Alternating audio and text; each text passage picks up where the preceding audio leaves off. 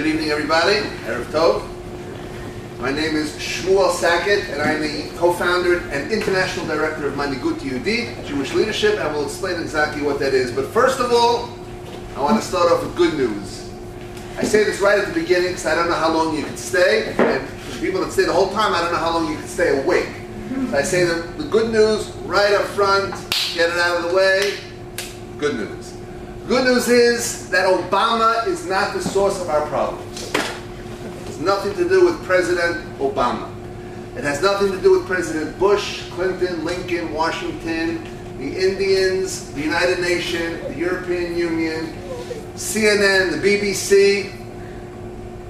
The source of the problems, whatever's happening in Israel that's not good, is because of us. Now that's good news. Because if we're the source of the problem, we're the source of the solution. So we're going to focus tonight on what really is the problem, and then we're going to solve the problem and live happily ever after. How's that? Okay. Let me talk a little bit about something that you probably didn't expect to hear. And that's a concept which we dive in every day. We speak about this concept. It's one of the 13 principles of faith in our religion. It's called Tchiyat HaMeitim, revival of the dead.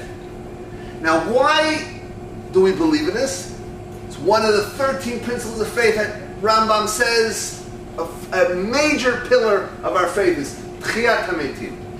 But it's hard to understand what's going to happen after thousands of years. These people that have been buried are just going to pop out of the ground, dust themselves off, and start running.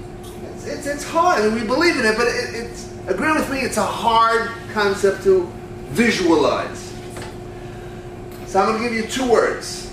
When you hear these two words, you will understand, you will believe, and you will know everything you need to know about Tchiyat HaMeitim. Those two words are Shimon Peres.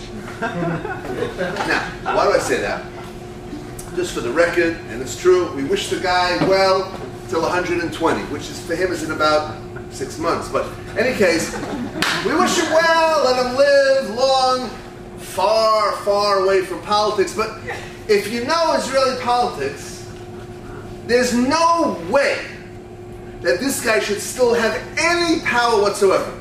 Until this last election when he won as president of the country, he lost every election he ever ran in. No exaggeration. Every election he ever ran in. Yet he was prime minister and defense minister, and he was defense minister. He never in his life was in Tzahal, ever. This guy is able to do everything without doing anything.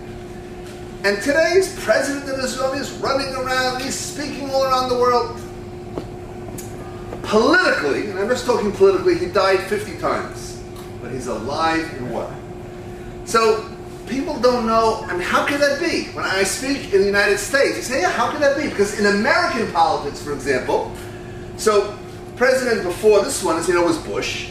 When Bush ran the first time, he was president twice. The first time he ran against Al Gore. Okay, this was many years ago.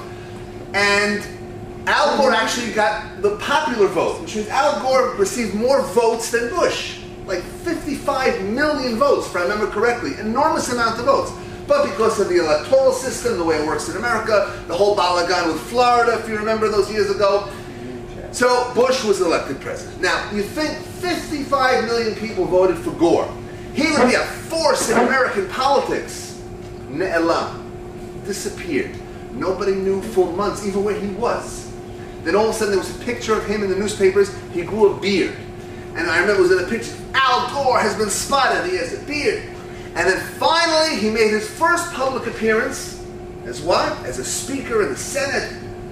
He was the host of Saturday Night Live. That's American politics. When you lose, you lose. In Israeli politics, when you lose, you win. Now, even George Bush, right, first time, he ran against, the second time, he ran against John Kerry. Also, John Kerry got 52 million votes. It was a close race. He's still a senator. You hear of him? In this last election, John McCain ran a fantastic campaign. Lost. He's a senator. Do you hear one word from this guy? No. But in Israel, Ehud Barak, that lost miserably. I remember the night of the elections, he was apologizing to the labor of voters. He said, it's my fault. I take responsibility. Ani ashamed. This is horrible. Labor went way down. It became less than Lieberman's party. Today, defense minister. The guy's like running the country. He's in Washington. He's talking to all these leaders. How can you talk to all the leaders in America when you're a loser? When the Israeli public kicked you out of office? This is a good question, right? So let me explain something to you about Israeli politics. This is not a, poli-sci 101, but if you're living here, you have to understand what's going on. You should see my comedy routine if you think this is funny. Now, and it's funny, right? And this is truth. It's not just like this is funny. Good stuff. Jay Leno is working with me now because he's no longer on the Tonight Show, so he gave me a call yesterday and we're working together. Anyway, so what happened? What's going on? So let me explain something to you.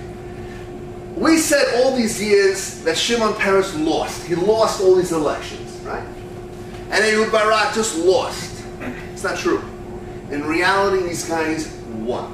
Why is that? See, in Israel, when you vote left, you get left. You vote right, you get left. Forget about the names of people. The ideology always is a leftist ideology. The ideology of Palestinian state, of becoming an Am Kechol Ha'amim, a nation like all the nations, and I know you know Hebrew, but I'm translating it because this is going to go on YouTube, and I'm like going to have more views than that singer from England. What's her name? Susan Boyle. Susan Boyle. Yeah, this is going to be like much more than that. So I'm part of the translation. Anyway, so what was I saying? Yeah. So what happens is the leftist ideology always wins, because the leftist ideology is Am Kechol Ha'amim. Be a nation like all the nations of the world. Run after the rest of the world. And that's the ideology of Netanyahu. It was of Sharon. So people ask, how can it be that Sharon gave away Gush Katif? How can it be that Netanyahu gave away Hebron when he was prime minister the first time? And he's talking about creating a Palestinian state. He's making his big address where? In Bar-Ilan. That's why I came here first, to get into good stuff. And then I don't know what he'll talk about on Sunday night. But you have to understand the major point here. That the war, quote unquote the war, is not against people.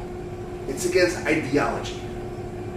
And the ideology of the left has held this country down and held us prisoner since the day it was founded. You have to understand something else. For the first 25 years or so of the country's existence, of the state's existence, from 1948, the leaders of the country were all from the kibbutzim. The leaders of the country were all from the kibbutzim. They were running the country. Do you know what percentage of the population they were? Less than 3%. So they're less than 3% of the population, but they're running the show. They have the keys to the store. They're the balabayit. They have the keys to the store. Because they always felt, listen, I don't care if I'm 3%, I don't care if I'm a half of 1%. Ani ha-balabayit. I run the show. And this country will be the way it is, according to my ideology. And that's the point we have to attack. The war here, the battle here, and here, don't get sidetracked. They talk about the roadmap, and they talk about disengagement plan, talk about Palestinian state, they talk about all these concepts, Oslo, and all these things to cloud your thinking. That's not where the battle is. The battle is the topic of tonight. Is this a Jewish state or a state where just Jews live? State of the Jews or a Jewish state? Big difference.